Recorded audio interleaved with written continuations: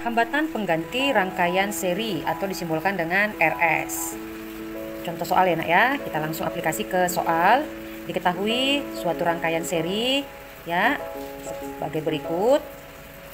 Nah, ini dia gambar rangkaian seri di mana tandanya itu ya nak, hambatan serinya itu dia disusun satu rangkaian. Nah, seperti ini ya. Jadi yang seperti ini itu dikenal dengan hambatan ya nak ya. Jadi hambatannya ada 1, 2, 3. Maka kita sebut di sini R1, R2, R3. Nah, diketahui R1-nya itu adalah sebesar 3 ohm, R2-nya itu sebesar 2 ohm, dan R3-nya itu sebesar 5 ohm. Lalu ditanya berapa hambatan pengganti ya pada rangkaian tersebut. Ya, RS ya. RS yaitu hambatan pengganti rangkaian seri. Nah, ini rangkaian serinya diketahui ada 3 hambatannya, R1, R2, R3 dengan nilai masing-masing. Maka ditanya berapa hambatan pengganti rangkaian seri tersebut. Nah, minggu lalu kita udah merumuskan ya, untuk hambatan pengganti rangkaian seri itu hambatannya tinggal ditambahkan saja. Maka di sini kita tambahkan saja nih hambatannya ya, ada 3. Maka RS sama dengan R1 ditambah R2 ditambah R3. Maka 3 ditambah 2 ditambah 5. 3 ditambah 2, 5 ditambah 5, 10. Maka total hambatan pengganti pada rangkaian seri ini adalah 10 ohm. Hambatan pengganti rangkaian paralel atau disimbolkan dengan RP. Nah, bagaimana aplikasi pada soalnya, Miss? Kita langsung saja ya. Nah, untuk rangkaian paralel itu ingat ya, rangkaiannya bercabang. Artinya rangkaian listriknya itu ada percabangannya. Kita gambarkan sebagai berikut ya contohnya. Ini dia R1, R2, dan R3. Lalu, nah ini dia cabangnya ya, 1, 2, 3. Nah, di sini kita buat R1 nilainya itu 2 ohm, kemudian R2 nilainya itu 3 ohm, dan R3 nilainya itu 4 ohm.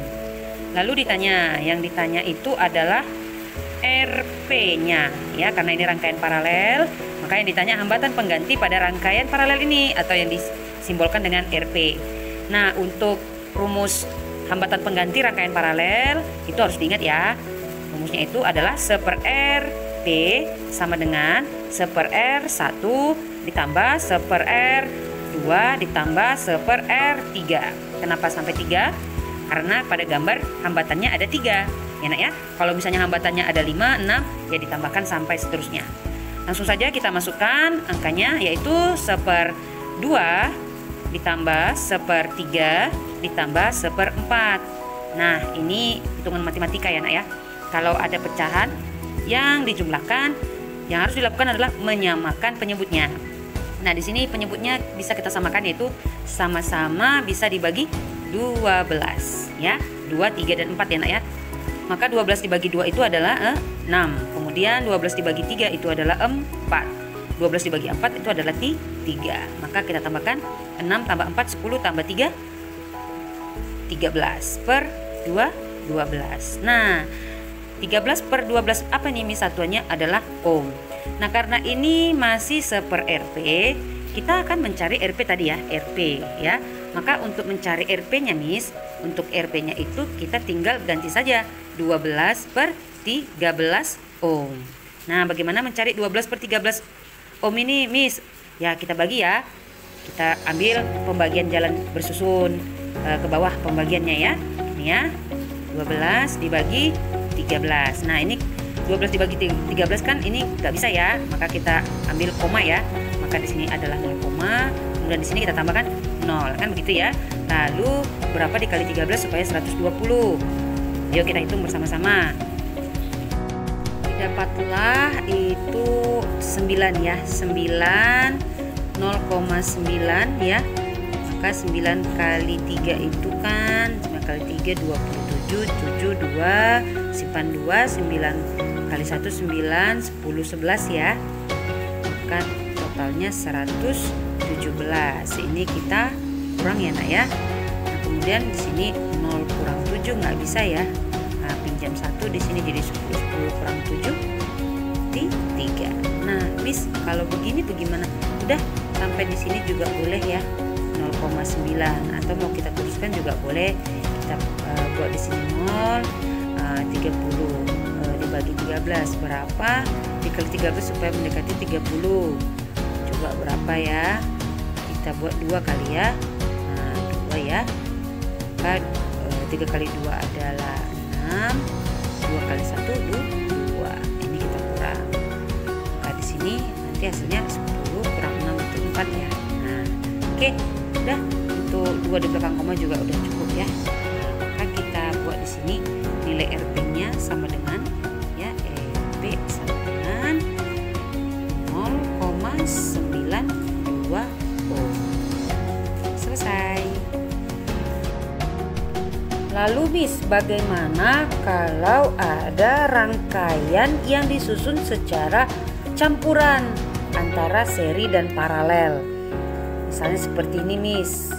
Ini adalah hambatan pertama ya, kemudian bercabang Miss.